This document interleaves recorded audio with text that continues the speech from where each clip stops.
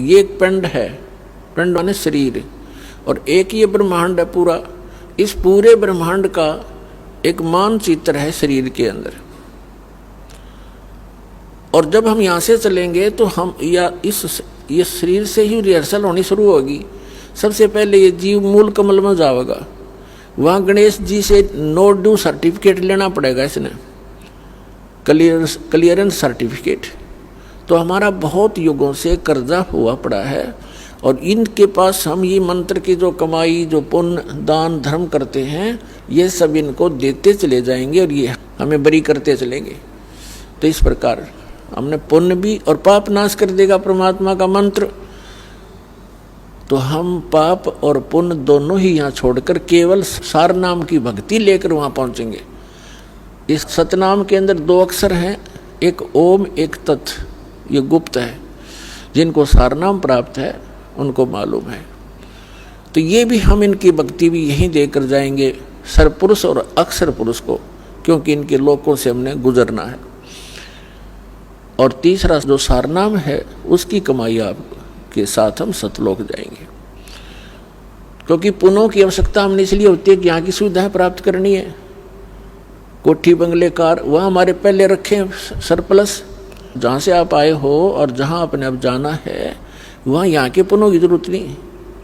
वहाँ तो पुण्य परिपूर्ण है, आपके सारे महल, आपकी सब सुविधाएं, आपके आंगन में विमान खड़े हैं, और आप छोड़ कर आगे यहाँ इस काल के साथ और कैसा एक एक दाने दाने को भटक रहे हैं। अब गरीबदास साहिब जी कहते हैं, उत्तर दक्षिण पूर्व पश्चिम ये फिरदा दाने दाने नु, सर्व कला सतगुरु साहेब की हरि आए हरि आने नु।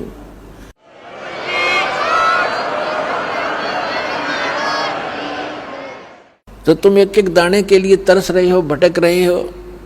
परमात्मा यहाँ हरियाणा के अंदर आकर के गरीबदास साहिब जी को साथ ले करके सचखंड गए, फिर वापस छोड़ा, और फिर परमात्मा से परिचित होने के बाद गरीबदास साहिब जी ने कहा कि जो सतगुरु की शरणा आ जा उनको कभी भी कोई कष्ट नहीं होगा या किसी चीज़ का अभाव नहीं रहेगा।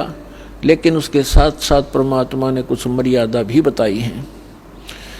आपने यहाँ की घने धन की आवश्यकता नहीं है।